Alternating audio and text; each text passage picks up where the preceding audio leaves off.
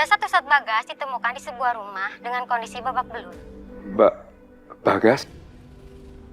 Jasad Ustadz Bagas telah ditemukan di sebuah rumah pagi ini dengan keadaan babak belur. Hingga saat ini belum ditemukan barang bukti di area tempat kejadian perkara.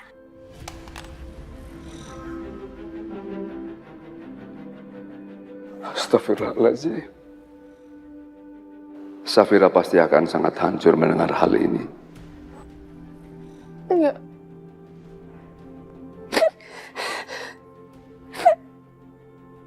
Enggak mungkin itu Bagas sahabat gue.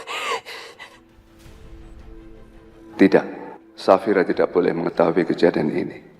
Kalau Safira sampai tahu, dia akan shock dan frustasi karena mendengar sahabat baiknya meninggal dengan cara seperti ini. Sarah, sayang, sayang, kamu kenapa kok? Kamu kenapa nangis? Kamu nggak apa-apa kan? Sayang, badan kamu dingin dan muka kamu pucat. Kamu beneran nggak apa-apa? Hah?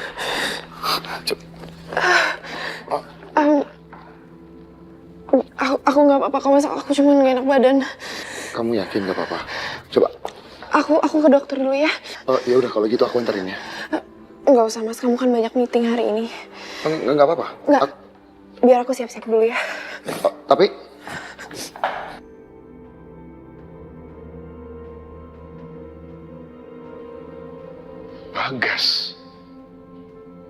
Bagas kan temannya Sarah.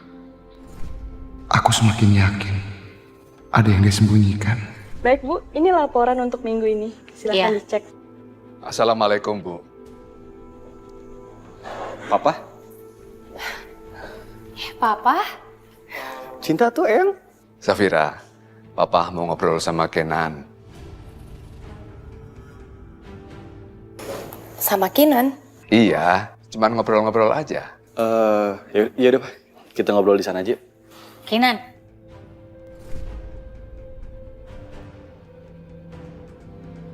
Bukannya kamu harusnya udah mesti berangkat ke kantor? Iya, Mah. Ini cuma sebentar aja kok. Habis itu kita langsung berangkat ke kantor. Ada, Bu. Udah, ini kamu kembali aja ke kantor ya. Terima kasih Bu. Safira, duduk. Ya, sayang.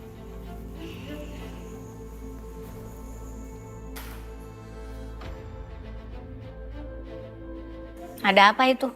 Papa kamu udah datang pagi-pagi, terus mau ngobrol lagi sama Kinan. Safira juga nggak tahu, Mah. Kamu tuh jadi istri gimana sih? Bisa nggak tahu apa-apa? Kemana aja kamu selama ini? Udah sana.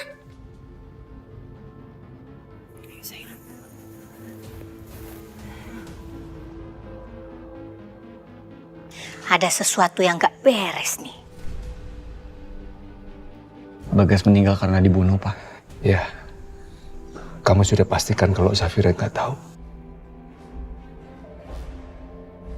Sampai sekarang, Safira belum tahu apa-apa. Tapi Kinan rasa Bagas adalah korban dari orang yang selama ini meneror Kinan dan teman-teman. Sekarang Kinan benar-benar khawatir, Pak. Kinan nggak tahu apa yang bakal dia lakukan selanjutnya kalau misalnya kita nggak segera cegah dia dari sekarang. Kenan, pertama yang kamu lakukan, kamu harus cari orang itu sampai dapat. Dan prioritas pertama kita adalah Safira tidak boleh tahu kalau Bagas sudah meninggal. Kalau Safira sampai tahu, pasti dia akan stres. Iya, Pak, tapi Bagas adalah sahabat kami. Gak mungkin Kinan bisa menyembunyikan ini terlalu lama.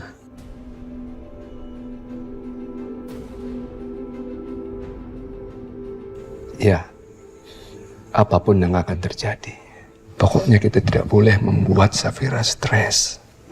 Ya? Iya, Pak.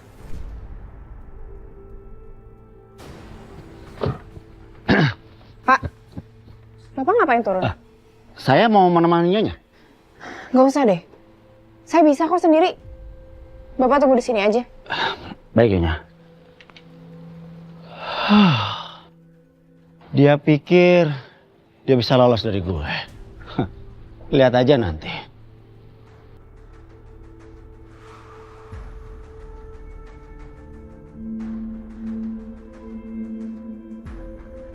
Halo, Ya, halo bos.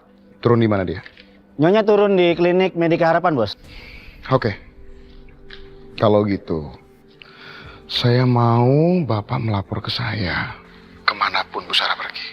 Sama siapapun dia pergi. Dan dimanapun. Dan satu lagi. Saya mau Bapak hati-hati. Jangan sampai Bu Sarah tahu kalau Bapak memata-matai dia. Bos tenang aja, semuanya pasti beres.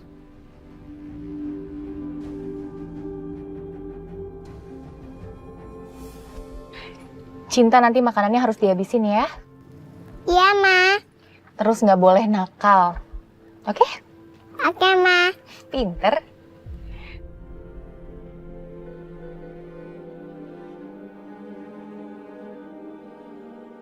Safira selalu menyayangi keluarga dan sahabatnya dengan sepenuh hati. Semoga ia tidak mengetahui tentang kematian Bagas. Ini semua hanya membuat terluka di tengah kebahagiaannya memiliki cinta.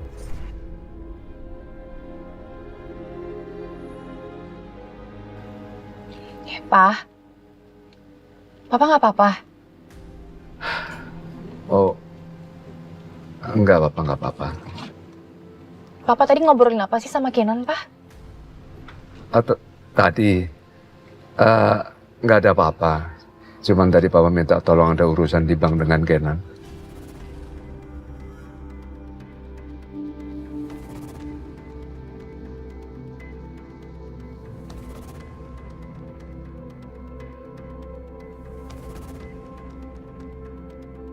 Ya Allah, sekarang bagaimana aku bisa menemukan Naila? Satu-satunya harapanku udah hilang. Aku harus cari anakku kemana lagi?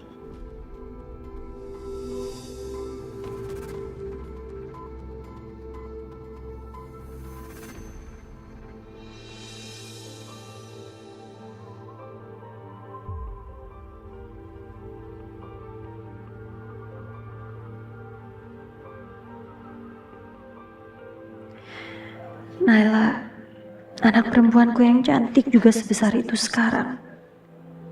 Naila, kamu di mana, Nak? Mama rindu.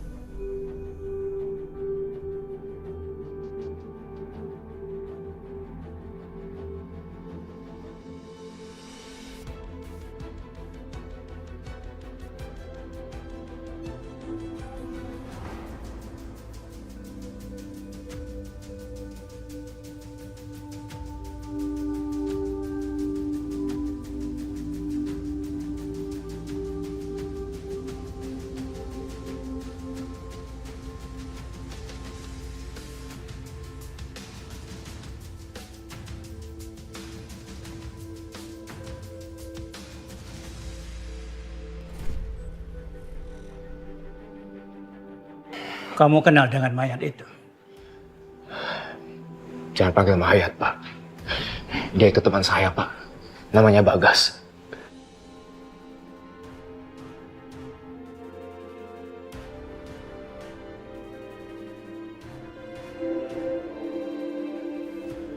Gua kayak pernah lihat dia. Dia wanita yang nyariin anaknya yang hilang.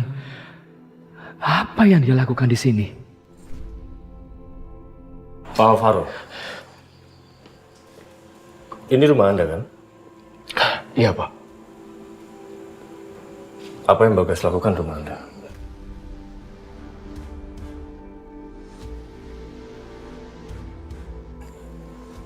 Dia tinggal di rumah sini, Pak. Karena untuk sementara waktu dia tidak punya tempat tinggal, Pak. Lalu, apa hubungan Anda dengan Bagas?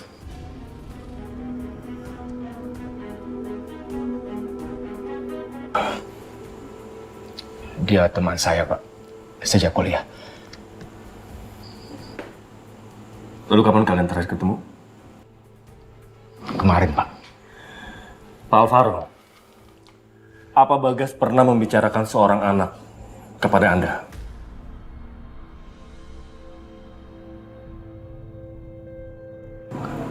Anak apa, Pak?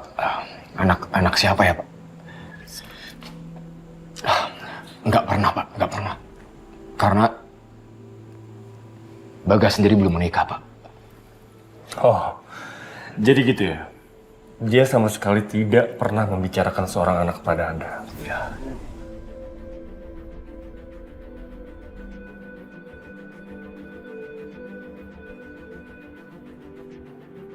Apa mungkin Bagas memberitahu wanita ini tentang cinta? Tapi gimana caranya? Handphonenya rusak. Udah gue pecahin. Bagas selalu aja bikin masalah. Waktu hidup bikin masalah, udah mati pun masih bisa bikin masalah. Rumah ini sedang dalam penyegelan. Karena menjadi TKP kejahatan. Kami akan melakukan penyelidikan secara menyeluruh. Tolong kerjasamanya. Iya, Pak. Silakan aja Bapak lakukan pengecekan sesuai prosedur yang berlaku. Kalau memang tidak ada lagi yang Bapak perlukan dari saya izin pamit, Pak, karena saya harus bekerja. Silakan. Selamat siang, Pak. Selamat siang.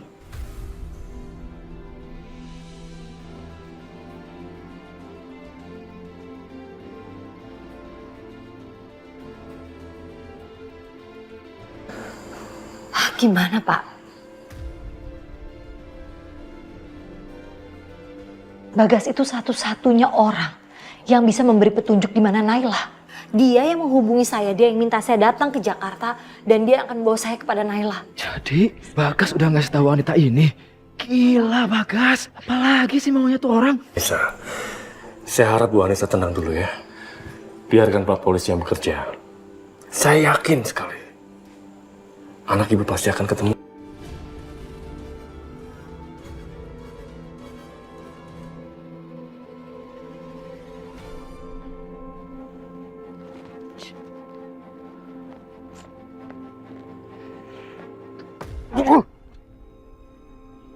Kenapa masalahnya jerunyem kayak gini sih?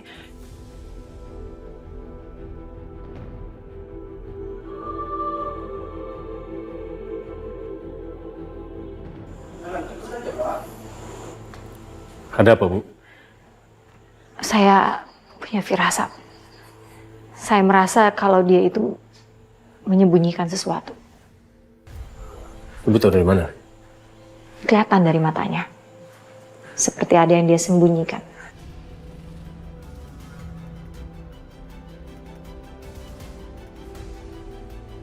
Saya juga merasakan hal yang sama. Terlebih ketika dia diinterogasi. Dia terlihat sangat gugup. Apalagi membahas soal anak.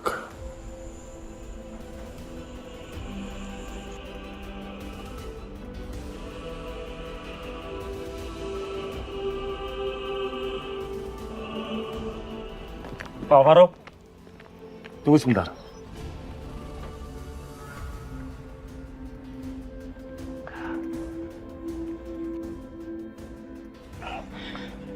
Ada apa ya, Pak? Oh, saya ingin melihat-lihat rumah. Hanya ingin memastikan bahwa barang-barang di rumah tidak ada yang hilang. Kita kan nggak tahu pembunuhnya mengambil barang di rumah atau tidak. Ini rumah saya, Pak. Jadi saya tahu kalau ada barang yang hilang. Dan barang Bagas pun tidak ada yang hilang, Pak. Karena Bagas di pesantren tidak membawa barang berharga. Anda yang berada di puncak 2 tahun lalu, benar kan?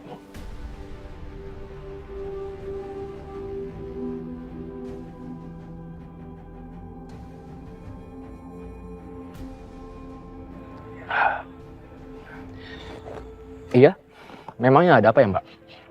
Lagian saya udah biasa kok, Mbak, ke puncak. Ya, jalan-jalan. Sebenarnya ada keperluan apa ya, Pak?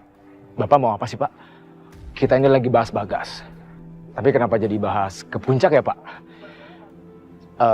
Lagian kurang. Tadi saya diinterogasi di dalam.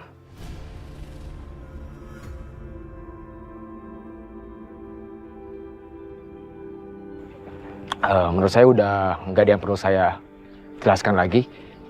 Kalau begitu, saya permisi Pak, karena saya masih banyak urusan.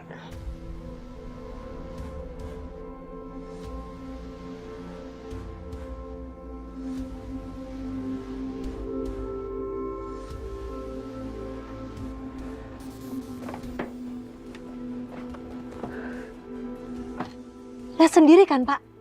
Lihat sendiri seperti apa kelakuannya. Dia menghindari untuk menjawab pertanyaan tentang itu. Dia tidak mau memberikan informasi apapun tentang teman-temannya, bahkan nama teman-temannya. Saya setuju dengan Ibu. Saya akan tetap menyelidikinya. Ibu gak usah khawatir. Kita akan segera menemukan anak Ibu.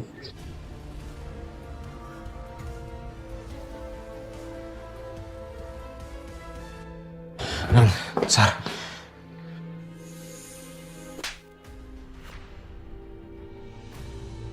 Apa yang kamu lakuin ke Bagas?